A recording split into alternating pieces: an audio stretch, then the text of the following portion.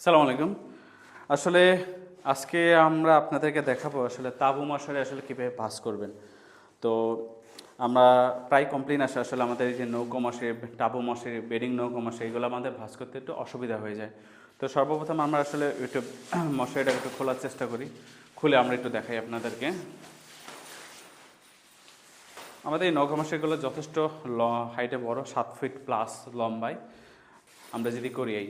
তো এখন কথা হলো যে আমাদের এই মশারিগুলো অলমোস্ট 7 ফিট প্লাস।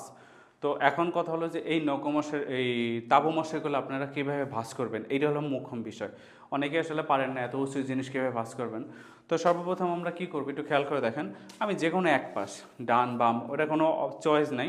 আমি কি করলাম, এখান থেকে ধরে আমি এক পাশ ভিতরে ঢুকে এই প্রথমে আমি এই জিনিসটা নিয়ে আসলাম। এই জিনিসটা নিয়ে আসার পরে আমি কি করলাম, উপরের পার্টটা ধরে আমি প্রথমে এই নিয়ে আসলাম, নৌকা মশারির মতোই এই যে নিয়ে আসলাম। আমি আপনাদেরকে এদিক থেকে দেখাই।